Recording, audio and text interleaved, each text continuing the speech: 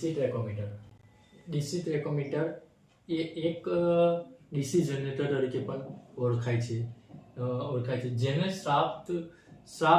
શાફ્ટને ઝડપ માપવા માટે પણ વપરાય છે. હવે જોઈશું કાર્ય પદ્ધતિ અને સિદ્ધાંત. રચના અને કાર્ય પદ્ધતિ. કાયમી ચુંબક આ ચુંબકીય ક્ષેત્રનું પૂરું પાડે છે. આ એક કોઇલ હોય છે જે શાફ્ટ સાથે જોડાયેલી હોય છે અને ચુંબકીય ક્ષેત્રમાં ફરે છે, જે મશીનની ઝડપ માપવાની હોય છે. તે શાફ્ટ સાથે આર્મર જોડાયેલું હોય છે.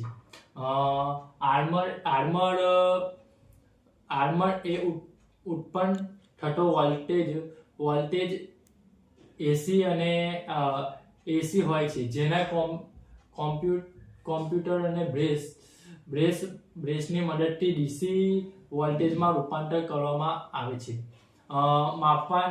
માપનનું યાંત્રિક આ એક મૂવિંગ કોઇલ વોલ્ટમીટર હોય છે, જે આઉટપુટ ડીસી વોલ્ટેજમાં આરપીએમમાં દર્શાવે છે.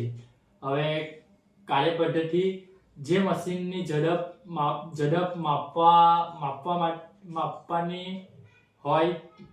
માપવાની હોય છે તેનો શાફ્ટ સાથે ડીસી ટ્રેકોમીટર જોડવામાં આવે છે. જ્યારે મશીનને ફરી છે ત્યારે ટ્રેકોમીટરનું આર્મર પર કાયમી ચુંબકીય ક્ષેત્રમાં ફરે છે.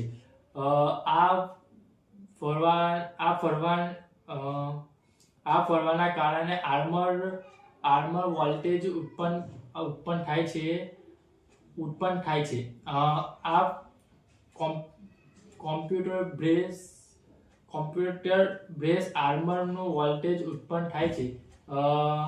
વોલ્ટેજ ડીસી આઉટપુટ વોલ્ટેજમાં રૂપાંતર કરે છે. આ ડીસી વોલ્ટેજ મૂલ્ય શાફ્ટનું ઝડપ સીધું પ્રમાણમાં હોય છે. વોલ્ટમીટર એ વોલ્ટેજને માપીને સુધી જ આરપીએમનું ઝડપમાં રૂપાંતર દર્શાવે છે.